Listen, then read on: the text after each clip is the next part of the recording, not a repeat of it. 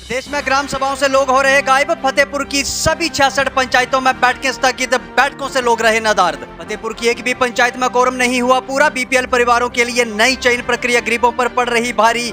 नए परिवारों का चयन होना तो दूर की बात, जो पहले से हैं लिस्ट में वो भी हो रहे हैं बाहर। नमस्कार, आप देख रहे हैं आरके हिमाचल न्यूज। मैं रमन राणा हाजिर हूँ दिन भर के कुछ ताजा अपडेट के साथ। प्रदेश में बीपीएल चयन के लिए लगाई गई शर्तें लगभग गरीबों पर ही भारी पड़ रही हैं। सरकार द्वारा जारी शर्तों के आधार पर नए परिवारों का चयन होना तो दूर की बात, लेकिन जो परिवार पहले से ही बीपीएल सूची में हैं वो भी अब बाहर होते दिखाई दे रहे हैं। प्रदेश सरकार की नई शर्तों के आधार पर 95% लोग इस सूची से बाहर हो सकते हैं। शायद इसी कारण लोग अब संबंधित पंचायतों में होने वाली ग्राम सभाओं से नादारद होते जा रहे हैं तथा ग्राम सभा की बैठकों में अब कोरम भी पूरा नहीं हो रहा है। इस बात का ताजा उदाहरण विकासखंड फतेहपुर की पंचायत में आयोजित ग्राम सभाओं में देखने को मिला, जहां लोगों की उपस्थिति लगभग ना के बराबर रही। दरअसल विकासखंड फतेहपुर के अंतर्गत जुलाई में आयोजित हुई बैठकों में 66 की 66 पंचायतों में कोरम पूरा नहीं हो पाया है।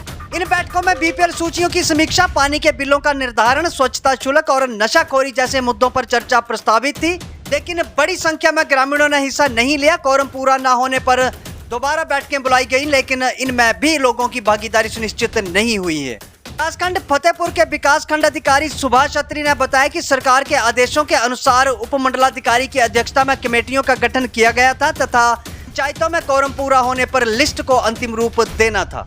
उन्होंने बताया कि फतेहपुर ब्लॉक के अंतर्गत 66 पंचायतें आती हैं, लेकिन किसी भी पंचायत में कोरम पूरा नहीं हुआ, इसलिए बैठकें स्थगित करनी पड़ी।